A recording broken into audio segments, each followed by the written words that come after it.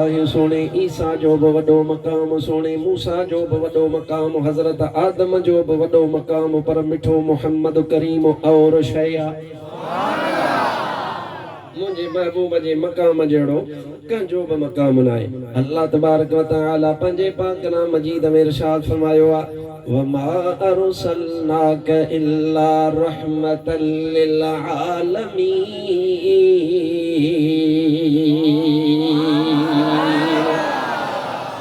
अल्लाह ताला फरमायो है मुंहिंजा हबीब अकरम सल्लल्लाहु अलैहि वसल्लम असां तोखे ईअं कोन मोकिलियो आ बल्कि रहमतल लिल आलमीन बनाए करे रवानो फरमायो वो हबीब अकरम रहमतल लिल आलमीन रुगो तुंहिंजे लाइ कोन्हनि यानी इंसान लाइ महबूब अकरम सल्लल्लाहु अलैहि वसल्लम रहमतल लिल आलमीन रुगो मलाइकन लाइ नाहिनि रुगो मुंहिंजो महबूब अकरम सल्लल्लाहु अलैहि वसल्लम रहमतल लिल आलमीन जिन्ननि जे लाइ नाहिनि बल्कि अल्लाह जंहिं जंहिं शइ खे ख़ल्क़ियो आ जेका बि रब जी मख़लूक वा उहा समूरी मख़लूक मुंहिंजे अल्लाह जी मुंहिंजे महबूब जे रहमत जे हेठां शामिल इंसान आहिनि पखी पखण आहिनि जानवर आहिनि हैवान आहिनि जेके बि शयूं आहिनि अल्लाह सभु शइ ख़ल्क़ी आहे मलाइक बि उन में शामिल आहिनि सभु रहमतल लिल आलमीन जे उन रहमत जे हेठां पलजन पिया तुंहिंजा फसुल पचन मुस्तफ़ा जी रहमत मतां सम्झे त मां बिज छटियो उन मां थियो आहे न मतां तूं ईअं सम्झंदो हूंदे त को मां बिज छटियो या को बारिश जो को तूं मोहताज आहीं न न भाई तव्हां थर वारनि खे त बारिश हुई महबूब जे मिलाद जे सदके ये त हबीब अकरम सल्लल्लाहु अलैहि वसल्लम जो सदको थींदो आहे मेहरबानी थींदी आहे अष्ट हदीस पाक तोखे ॿुधायां जेके दवावीन सुन्नत कुतुबे हदीस सभिनी नकुल फरमायो आहे ज़िक्र कयो आहे ऐं उनखे नकुल फरमाइण वारा ज़िक्र फरमाइण वारा केर आहिनि महबूब जा असहाब केर आहिनि बा हलाईंदा हलो महबूब जे सभिनी सहाबनि सां मोहब्बत आहे या सदाई मां चवां पियो ऐं हर जलसे में चवां पियो इन जे करे त अॼुकल्ह मसइला मुमकिन आहे थोरा अॻिते पोइते थियनि माण्हुनि जा ख़्याल मटिजनि यार असीं त उन जवान जा मुरीद आहियूं जंहिं असांजे सीने में महबूब जे अहल बैत जी बि मोहब्बत विधी त असहाबनि जी बि मोहब्बत विधी असां इमामुल आरिफीन हज़रत सैयदना मोहम्मद राशिद रोज़े धणीअ जा अब तव्हांखे अहल बैत जी बि मोहब्बत आहे न असांजो त मुर्शिद ई सचो सैयद आहे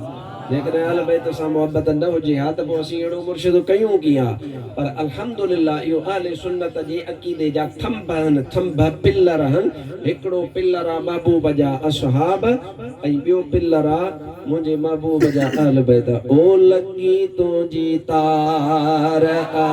जल खे दुनिया में उहे दीवाना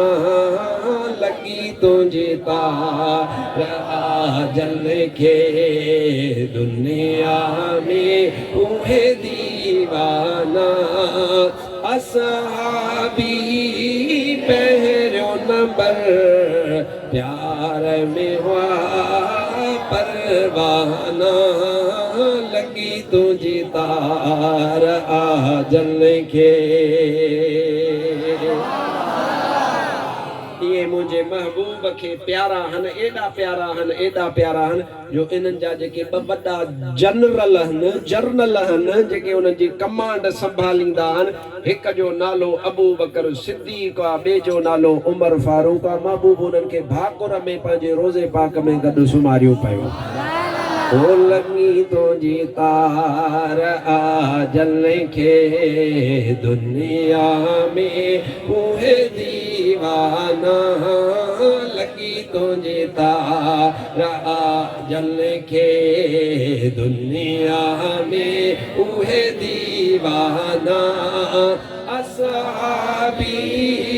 पहलो नंबर प्यार में हुआ परवाना लगी तुझे तार आ जल के है यूसुफ ले यार होई केड़ी जुलेखा हैरान यूसुफ ले यार होई केड़ी जुलेखा हैरान पर मदनिया ले मुल्क चरियो मलाइक भी मस्ताना लगी तुझी तार आजन के सीनो खोले सुभान अल्लाह महबूब जे असहाबन जी गाल अची वई आहे अच त तोखे महबूब जे हिक सहाबीअ जी गाल ॿुधायां पोइ अॻिते हलूं था इंशा अल्लाह ताला तुझे जेका दिल जी मुराद वा न इंशा अल्लाह उहा पूरी कंदो तू दिल में इरादो खणी आयो हूंदे असहाबन जो शान ॿुधंदुसि अहल बैतन जो ॿुधंदुसि इंशा अल्लाह मीलाद हुई हो सॼो सारो मीलाद उहो बि बयान थींदो अचो त मां तुंहिंजी ख़िदमत में महबूब जे हिक सहाबीअ जो वाक़ियो अर्ज़ कयां जंहिं मां तोखे ख़बर पवे त इहे महबूब खे केॾा प्यारा हबीब अकरम सल्लल्लाहु अलैहि व आलिहि वसल्लम के एॾा प्यारा हा जो मां तमसील कोन थो ॾेई सघां तशबीह कोन थो ॾेई सघां बाक़ी मिसाल बयान कयां तोखे अदा तुंहिंजा बच्चा अज़ीज़ हुअनि पर इहे बच्चनि जो अज़ीज़ हुजणु घटि आहे मुस्तफ़ा खे पंहिंजा असहाब इन खां वधीक प्यारा हबीब अकरम सल्लल्लाहु अलैहि व आलिहि वसल्लम जो मदीनो पाक उन मदीने पाक में महबूब वाह सुभान अल्लाह इन शहर जो बि वॾो मक़ाम आहे उन मस्जिद नबवी में निमाज़ मुंहिंजो महबूब पाण पढ़ाईंदो आहे तूं पंहिंजे ॻोठ में निमाज़ पढ़ंदो आहीं उन ॻोठ वारी मस्जिद जो बि तुंहिंजो पेश इमाम वॾी इज़त वारो आहे जो तुंहिंजे पेश माना अॻियां थो बीहे तुंहिंजे लाइ इमाम बणिजी थो अचे पर यार हिते इमामनि जो इमाम नबियुनि जो नबी रसूलनि जो रसूल काइनात जो सरदार असहाबनि खे पाण निमाज़ पढ़ाईंदो आहे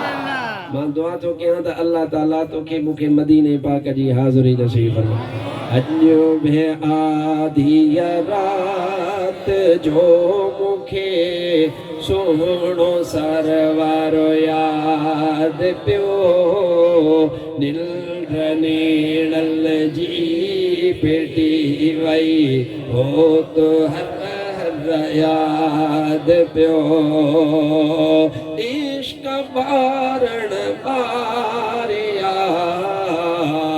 मुत मग मदीन जसा रिया मुत मग मदीन जसा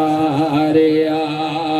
घोड़ा घड़ियों कीअं घारिया घोड़ा घड़ियों कीअं घारिया जंहिंखे रात रहबर याद पियो निंड नीड़न जी फिटी वई हो तो हर याद पियो अॼु भी आधी रात जो मूंखे सोहणो सरवर याद पियो निंड नीड़न जी फिटी वई हो तो हर याद पियो इश्क उधम था अचल मुंहिंजा जोश में जेरा जलल मुंहिंजा जोश में जेरा जलल सिंध में सिकायल कीअं सुम्हल थर में सिकायल कीअं सुम्हल जिनखे मोहब मुनवर याद पियो निंड नीड़ल जी पिटी वई हो तो हर याद पियो अॼु भी आधी रात जो मूंखे सोहणो सरवर याद पियो निंड नीड़ल जी फिटी वई हो तो हर हर याद पियो अहिड़ी त सुभान अल्लाह चओ जो मूंखे पक पई तूं थको न हाणे इहो हबीब अकरम जो मदीनो पाक आहे मुस्तफ़ा पाण इमामत थो फरमाए फजर जी नमाज जो टाइम हुआ फजर जो वक्त थियो आहे इमामुल अंबिया नमाज पाण पढ़ाई आहे पोयां अबू बकर वा उमर वा उस्मान वा अली हैदर करार वा सुहिणो इमाम हसन वा सुहिणो इमाम हुसैन वा इहे जवान मां केतिरनि जा नाला खणा अब्दुर्रहमान बिन औफ जहिड़ो जवान बि बीठो आहे मुंहिंजे महबूब जा असहाब सगोरा बीठल आहिनि मुंहिंजो महबूब सलाम वराईंदो आहे त महबूब नोट फरमायो आहे हिकिड़ो मुंहिंजे महबूब जो सहाबी आहे फजर जो फर्ज़ अदा कंदो आहे दुआ खां अॻु में हलियो वेंदो आहे दुआ थींदी कान्हे त बस महबूब जीअं जो सलाम वरायो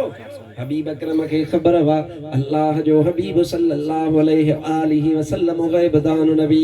मुस्तफा करीम सल्लल्लाहु अलैहि आलिहि वसल्लम नोट फरमायो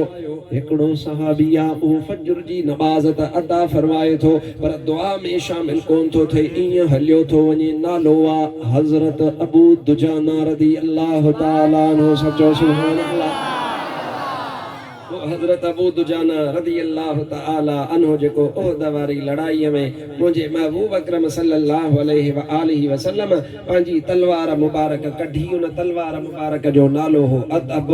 वा अदब तलवार मुबारक महबूब अकरम कढी ऐं महबूब कढी करे फरमायो हीअ तलवार केरु वठंदो ऐं वठे ऐं हिन जो हक़ अदा करे वॾा वॾा दिलेर सहाबी उते मौजूद हुया पर महबूब फरमायो त हिन जो हक़ केरु अदा कंदो त बीही रहिया ड्रिजन कोन पया लहराइन कोन पया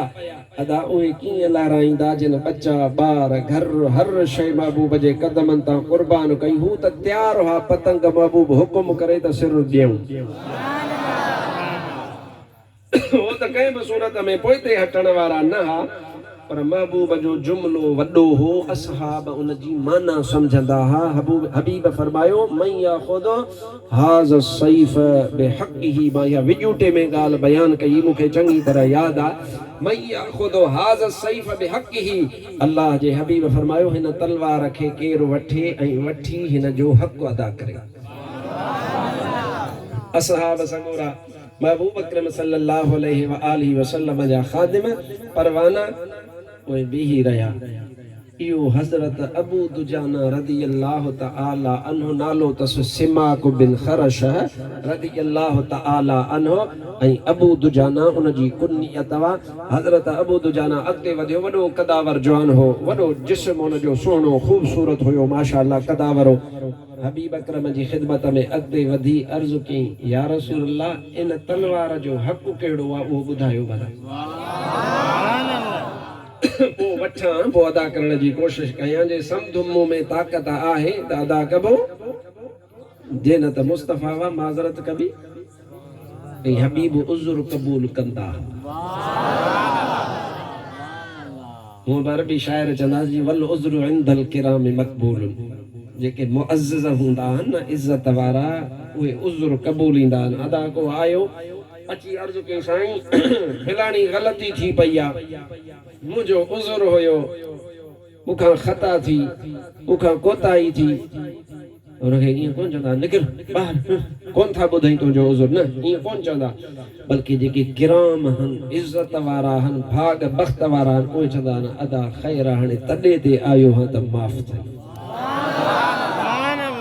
तुम्हारो जेको उज़्र आहे न इहो उज़्र असां क़बूल कयो ख़ैर आहे को मसइलो कोन्हे इहो ज़माने में थींदो रहंदो आहे इहे कम हलंदा रहंदा आहिनि को मसइलो न आहे हाणे हबीब अकरम सल्लल्लाहु अलैहि व आलिहि वसल्लम जे सहाबी हज़रत सिमाक बिन खरश अबू दुजाना तव्हांखे यादि सवलो बीहंदो अर्ज़ु कई या रसूल अल्लाह सल्लल्लाहु अलैहि वसल्लम हिन तलवार जो हक़ कहिड़ो आहे अल्लाह जे हबीब फरमायो वठो मुंहिंजी तलवार ऐं इहा तलवार दुश्मन खे वहाए कढ जो दुश्मन जी चेल चिपी करे ॾेखार हिन जो हक़ इहो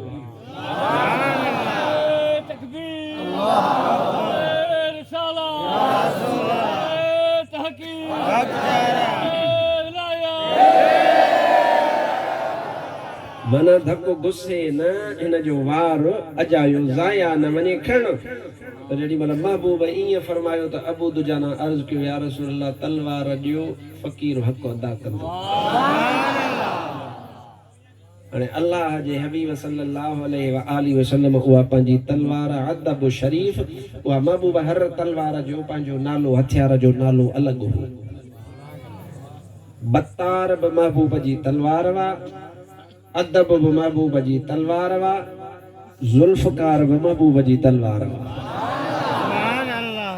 ये महबूब जी तलवारों जा न घोड़ा हा उन घोड़न जो भी नाला हा उठ हा उन जा भी नाला हा या हबीब अकरम सल्लल्लाहु अलैहि व आलिहि वसल्लम जी सुन्नत वा मुझे महबूब अकरम सल्लल्लाहु अलैहि व आलिहि वसल्लम पाण हुन खे तलवार ॾिनी हज़रत सैयदना अबू दुजाना वटि हिकिड़ी ॻाढ़े रंग जी पट्टी हूंदी पोइ जेॾी महिल जंग थींदी ऐं अबू दुजाना हाणे मैदान ते घिरंदो त उहा पट्टी पंहिंजे मथे सां ॿधंदो जेॾी महिल अबू दुजाना उहा पट्टी ॿधे तो लश्कर में नारा लगी वींदा हा पो मानू चौंदा हा हाने अबू दुजाना इसाबतुल मौत मौत वारी पट्टी पंहिंजे मथे सां ॿधी छॾी आहे हाणे या पाण शहीद थींदो या दुश्मन खे दोज़ख में पुॼाईंदो पोइ हिते कोन हटंदो सभिनी खे इहा ख़बर आई हाणे अबू दुजाना हाणे तूं छा थो सम्झी त हज़रत हबीब अकरम जी तलवार हुजे हथ हुजे अबू दुजाना वॾो पहलवान हो वॾो पहलवान सहाबी हो हबीब अकरम सल्लल्लाहु अलैहि व आलिहि वसल्लम जो इहो सहाबी आहे ऐं हबीब तलवार ॾिनसि उहा हथ में तलवार खणी ऐं मैदान में जेॾी महिल लथो त माशा अल्लाह महबूब जी तलवार हथ में महबूब जी दुआ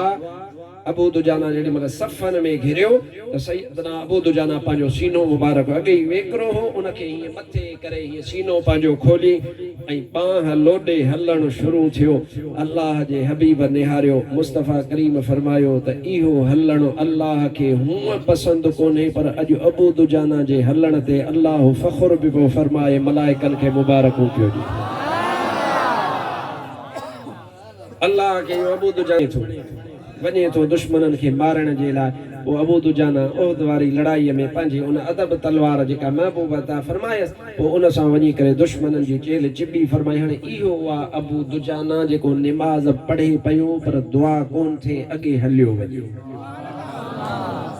इहो तफ़सील सां हिन जे करे अर्ज़ु कयुमि त जीअं तुंहिंजे ज़हन में वेहे हाणे अचु त ॻाल्हि कयां सल्लल्लाहु अलैहि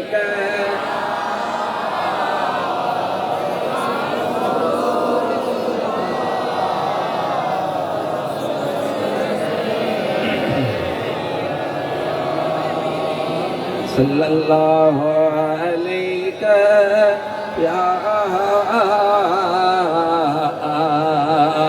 या रसूल अल्लाह वसल्लम अलैका या हबीब अल्लाह हज़रत अबू दुजाना सिमाक बिन खरशा हबीब अकरम सल्लल्लाहु अलैहि व आलिहि वसल्लम ॾिठो आहे अबू दुजाना निमाज़ पूरी थियण खां पोइ तकिड़ो तकिड़ो हलियो वेंदो आहे अल्लाह जे हबीब सल्लल्लाहु अलैहि व आलिहि वसल्लम पुछो आहे ओ अबू दुजाना तकड़ में छो हलियो वेंदो आहे अर्ज़ु कयईं या रसूल अल्लाह सल्लल्लाहु अलैहि वसल्लम इन जे करे तकड़ में हलियो वेंदो आहियां जो मुंहिंजे घर सां गॾु ॿिए हिकिड़े काफ़र जो घर आहे भित पाण में गॾियल आहे ऐं उन जे घर में खजूर जो वण लॻल आहे पर उन जा जेके खजूर जा फरहा आहिनि उहे मां अबू दुजाना जे अंगण में लड़कंदा आहिनि या रसूल अल्लाह रात जो खजूर किरंदी आहे सुबुह जो निमाज़ ते ईंदो आहियां तकिड़ो तकिड़ो वापसि वेंदो आहियां मतां मुंहिंजो को नंढड़ो उहा खजूर खाए उहा उन्हनि लाइ हलाल नाहे हराम आहे इन जे करे रसूलुल्लाह तकिड़ो वेंदो हुओ हबीब रात जो वाही ॾिसो न हीअ औरत आहे हीअ विच में भिता खजी परियां वा या रसूल अल्लाह हेॾां मुंहिंजो घर आहे परे पासे खां काफ़र आहे उन जो घर आहे या रसूल अल्लाह सल्लल्लाहु अलैहि वसल्लम हाणे खजूर उन जी जा फर हा मुझे घर जे अंगण में लड़कियल हन मां वडे असुर हेदे निमाज लाए निकरी इंदो आया बचड़ा हन मुझा नंढड़ा उहे त निमाज ते कोन उथन या रसूल अल्लाह हाने मां अचा हेडा हाने बाख फुटे त उहे नंढड़ा बि उथन पो मुखे फिक्र हुंदो आ या रसूल अल्लाह किथे मुझो न को नंढड़ो बचड़ो नंढड़ो ही सही पर उहा खजूर खणी पंहिंजे वात में विझे या रसूल अल्लाह अवां जी तालीम वा उन लाइ हलाल नाहे तकड़ो वींदो हां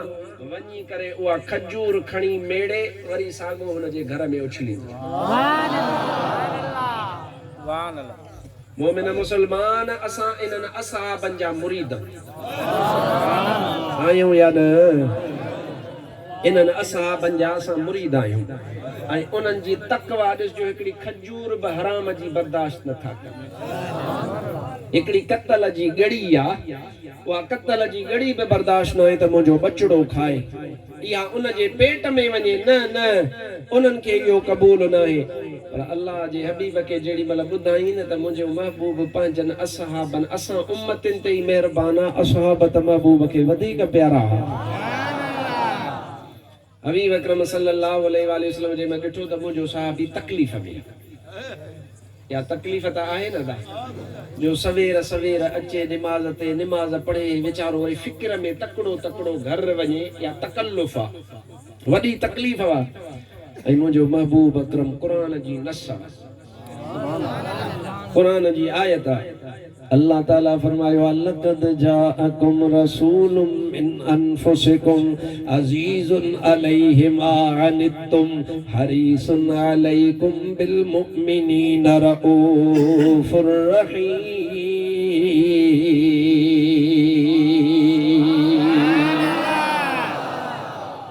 पाक जी नसवा अल्लाह ताला फरमायो मुझो महबूब जडे तमा के दुख ए तकलीफ ए गुनाह में पवंदा हो मुझे महबूब के तकलीफ थींदी है सुभान अल्लाह गुनाह में तमा पाओ दुख में तमा पाओ तकलीफ में तमा पाओ पर अजीजुन अलैहि मा अनित्तुम हबीब अकरम सल्लल्लाहु अलैहि वसल्लम के वो दुखियो लगंदो आ ए हबीब अकरम जे दिल मुबारक ते बार थी पवंदो आ हाने अल्लाह जे हबीब जो रहमत वारो दरिया हो जोश में अची वयो मुझे महबूब फरमायो इन खजूर जे मालिक के घुरायो हबीब अकरम जो दरिया रहमत वारो जोश में आयो आ हबीब अकरम फरमायो न खजूर जे न घर वारे हिन जे पाड़े श्री वेठा हन असहाब समोरा महबूब फरमायो न के घुरायो वो आयो हबीब जी खिदमत में पेश थियो मुझे महबूब फरमायो जन्नत में खजन जो बाग थो ॾियां उन जे बदले इहा हिक खजूर मुझे सहाबीअ खे ॾेई छॾे जन्नत में खजूर जो बाग तुझे हवाले तो कयां वो तुझो थियो पर इहा हिक खजूर मुझे इन सहाबीअ खे ॾे इन जे करे जे हुन तो हर्ज लहे हुन तां तकलीफ़ लहे अल्लाह जे हबीब जेड़ी मल ईअं फरमायो पर अदा नसीब बि हुजे भाग बि हुजे अख ॾिसण वारी त अबू जेल जी बि हुई ज़मानो साॻो आ वक़्तु साॻो आ अबू जेल जी बखी अबू लहब जी बखी पर अदा उन्हनि खे कलमो नसीब कोन थियो अख ही अबू बकर वारे जे मुस्तफा जो दीदार कयो ऐं कलमो पढ़ियो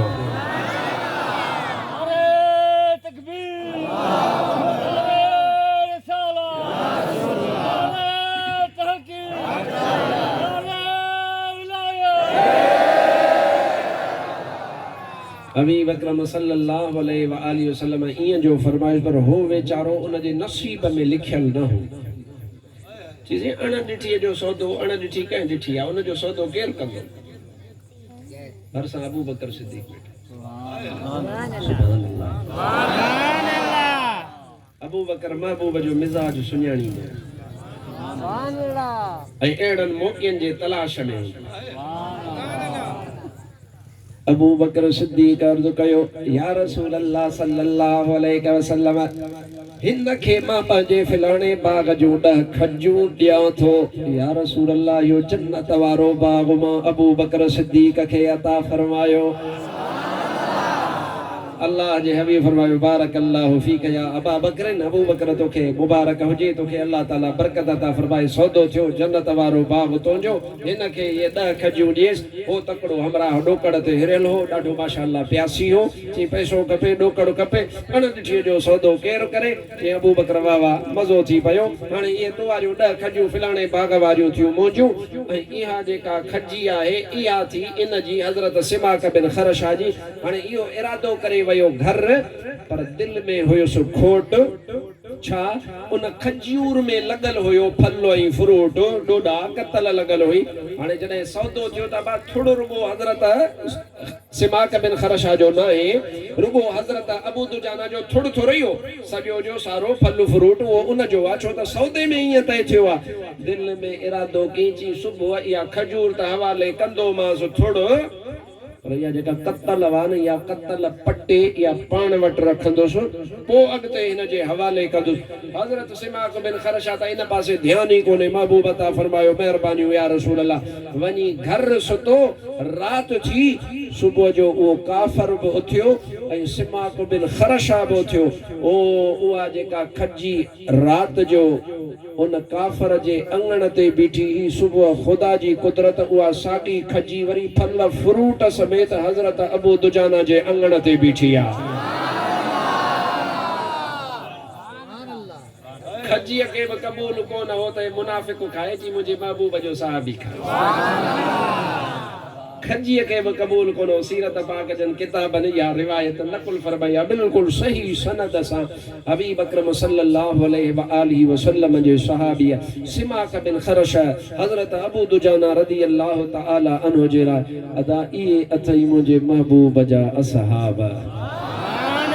इहे अथई मुंहिंजे महबूब अकरम सल्लल्लाहु अलैहि व आलिहि वसल्लम जा प्यारा ऐं इहे अथई मुंहिंजे महबूब जा जन्नती सहाबी मुझे महबूब जा सब सहाबी चओ चओ सब सहाबी जोर सां चओ सब सहाबी महबूब अकरम सल्लल्लाहु अलैहि व आलिहि वसल्लम जा सब सहाबी जन्नती हन हाणे अचो त इन्हनि सहाबिन मां हिक सहाबीअ जी रिवायत ॿुधायां त मदीनो पाक आहे चओ सुभान अल्लाह हाणे मौक़ो ॾियांव थो सवा कलाक को कम ट्रिपियो 1.5 थियो चओ त ब्रेक हणूं चओ त हलूं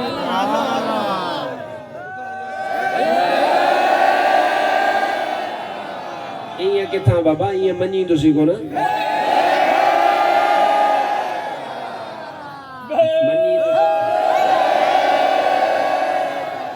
मञींदुसि तॾहिं जॾहिं इम्तिहान में पास थियो हाणे हथ मथे करे ॿुधायो जेके थकिजी पिया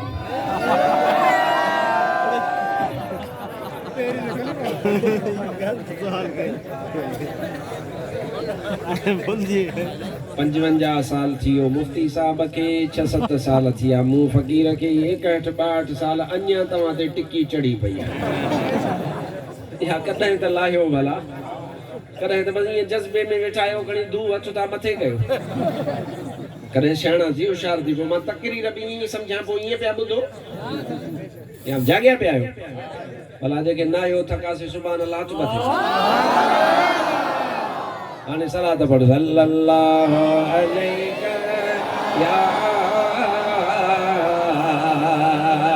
या रसूल अल्लाह वसल्लम अलैहि या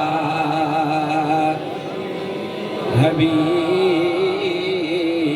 अल्लाह मुझो महबूब मस्जिद नबवी मां निकता रवाना थिया हलंदा हलिया अल्लाह जो हबीब मदीने पाक जी घिटिन मां गुज़रे त उन घिटीअ पाक मां महीननि जा महीना खुशबू ख़त्म कान थींदी आहे हबीब अकरम सल्लल्लाहु अलैहि वसल्लम मदीने पाक जी घिटीअ मां हलिया हिकिड़ो बाग हुआ उन बाग में मुझो हबीब अकरम सल्लल्लाहु अलैहि वसल्लम वञी वेठा उन जगह ते हिकिड़ो उठ हुआ उहो उठ मस्त लॻो पियो आहे मालिक खां छॾाए वियो आहे अल्लाह जो हबीब वेठा आहिनि हज़रत अबू हुरैरा रज़ियल्लाहु तआला अन्हु ज़िक्र थो फरमाए ओचितो उन उठ मुंहिंजे महबूब ॾे रुख़ कयो सहाबी चवे थो त मां इंसान हुजण जे नाते दिलि में परेशान परेशानी अची थी उठवा जानवर वा अल्लाह छा करे महबूब ने जेड़ी मल रुख कई मां ॾिसां वेठो परेशान थिया पर त ॾिसां जो उठ हलंदो आयो हलंदो आयो हलंदो आयो अची करे पंहिंजो कंधु मुस्तफ़ा जे कदमनि मुबारकनि ते अची रखियो उठ आयो अची महबूब जे कदमनि पाकनि ते हुजे उठ वेंदो आहे तव्हां थरिया वधीक सम्झंदा हूंदव कि कंधु पंहिंजो विछाई हाणे हबीब अकरम जे साम्हूं कंधु विछाए महबूब ख़ामोशी सां वेठा आहिनि पाण ॾिठूं त उन उठ पंहिंजो वरी हाणे मुंहुं मथे कयो मुंहुं मथे करे उठ गुरड़ा टकाया उठ जो आवाज़ तव्हांखे ख़बर आहे चवंदा मां दिलियूं थो हणे गुड़ गुड़ थो करे पोइ उठ जो हीअं आवाज़ कयो त अल्लाह जे हबीब उन ॾे निहारे करे पंहिंजो कंधु मुबारक लोॾियो लोॾे करे मां फरमाए मालिक केरु आहे साहबी वजंदो आहे या रसूल अल्लाह मां मालिक आहियां पाण करीमन फरमायो उठ मां मोहम्मद करीम दे तुंहिंजी दाह खणी आयो आ त कमु घणो थो वठे चारो थोरो थो ॾे या रसूल अल्लाह सिफारिश फरमायो दाचियूं डुबरियूं हुयूं दाई हलीमा जो सफ़ा इश्क अरबिया जो लगी वियल थे मिलियो डह डह दफा जब ने पायई मीर खे थे दिनऊं मट खीर जा छा बुधाया मोजज़ा मिठड़े मोहम्मद मीर जा छा बुधाया मोजज़ा मिठड़े मोहम्मद मीर जा बेजुबान हैवान भी प्यासी पैगंबर पीर जा हाणे उठ मुंहिंजे महबूब अकरम वटि दाह खणी आयो आहे या रसूल अल्लाह सल्लल्लाहु अलैहि वसल्लम चारो थोरो थो जे अल्लाह जा हबीब कमु घणो थो वठे मुस्तफ़ा करीम उन सहाबीअ सगोरे खे सिफारिश फरमाई कमु हिन जी ताक़त जे मुताबिक़ वठणो आहे चारो हिन खे पूरो ॾियणो आहे हबीब अकरम जेॾी महिल सिफारिश फरमाई त वरी उठ महबूब ॾे निहारे करे आवाज़ कयो मुंहिंजे महबूब खिली ॾिनो वरी कंधो मुबारक लोॾियो अल्लाह जे हबीब सल्लल्लाहु अलैहि वसल्लम खां सहाबिन पुछो या रसूल अल्लाह सल्लल्लाहु अलैहि वसल्लम अगारो ॾिनई दाह अबा के रहा सहाबी के रहा लहाबी कोन हा लहाबी जो एतराज़ कन त या रसूल अल्लाह तव्हां ॿोली कीअं सम्झी छो त हुननि खे ख़बर आहे कुल काइनात जी ॿोली सम्झंदो आहे त मदीने वारो साईं सम्झंदो आहे अल्लाह जे हबीब सल्लल्लाहु अलैहि वसल्लम के ईअं अर्ज़ु कोन कयूं हाणे पुछूं या रसूल अल्लाह उठ ॿियो दफ़ो छा थो चवे जमा सगोरी जागो था निंड त न आहे न बा हबीब अकरम खां पुछूं या रसूल अल्लाह हाणे ॿियो दफ़ो छा थो चवे अल्लाह जे हबीब फरमायो हाणे उठ चवे थो त अल्लाह जा हबीब तव्हांजा लख लख थोरा जो मुंहिंजी सिफारिश कयव हाणे महबूब अकरम असहाबन के जवाब ॾेई माना पंहिंजो रुख चेहरो असहाबन ॾे करे गुफ्तगू करे वरी महबूब जो हाणे उठ ॾे निहारियो वरी उठ टियों दफ़ो गुड़ गुड़ कई हाणे हिन दफ़े मुंहिंजे महबूब खिलियो बि सही त महबूब चयो आमीन असहाबन सगोरन पुछो ओ अल्लाह जा हबीब हाणे छा थो चवे अल्लाह जे हबीब फरमायो हाणे उठ चवे थो त मुंहिंजा सोना हबीब अल्लाह तो जी उम्मत जो बार क़यामत में ईअं लाहींदो जीअं अॼु तो मुंहिंजो बार लाथो आहे हबीब अकरम फरमायो अॼु मां तॾहिं उन जे हाणे टे दफ़े ते आमीन चयो उठ थियो वा खुश ऐं उठ खुशीअ मां दुआऊं पियो करे त या रसूल अल्लाह सल्लल्लाहु अलैहि वसल्लम तव्हां अॼु मुंहिंजो बार परे फरमायो आहे, तकलीफ़ मुंहिंजी दूर फरमाई आहे। अल्लाह जा हबीब क़यामत जे ॾियारे तुंहिंजी उम्मत तां बि ईअं ई बार हल्को थी पवंदो। मुंहिंजा हबीब अकरम तुंहिंजी उम्मत तां तकलीफ़ माफ़ थींदी। अदा उठ त वीचारो जानवर आहे, जेका हुनजी ताक़त ई उन दुआ ॾिनी, पर असुल कमाल मुस्तफ़ा जी आमीन में आहे। जंहिं आमीन कयो त बेड़ा पार थी विया। हाणे मां तोखां पुछां थो त मुस्तफ़ा करीम जानवरनि लाइ बि रहमतल लिल आलमीन आहिनि या न? ॻाल्हि मां हितां शुरू कई हुई त अल्लाह ताला फरमायो आहे वमा अरसलनाक इल्ला रहमतल लिल आलमीन। ऐं मुंहिंजा हबीब अकरम सल्लल्लाहु अलैहि वसल्लम असां तव्हांखे रहमतल लिल आलमीन बणाए रवानो फरमायो आहे। महबूब जो नूर रब पैदा फरमायो। जो सुभान अल्लाह। इंशाअल्लाह ताला अॼु वेहबो तव्हां सां।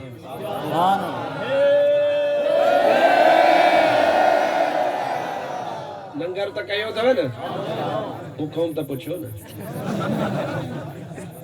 तव्हां त कयो आहे न? या तव्हां वाहिद जमायत आहियो जंहिंजे लंगर खाइण जो मूंखे फिक्र कोन्हे। उत्तर वारनि खे त ॿधी विहारींदा हुजे, लंगर ॾिनोसीं त खाई भॼी वेंदा। पर अवां ते असांखे पक हूंदी आहे त अलहमदुलिल्लाह ये लंगर खाई वेंदा कोन, छो त लंगर जा बुखिया कोन्हनि, मुस्तफ़ा जी मोहब्बत ऐं सिक में आया।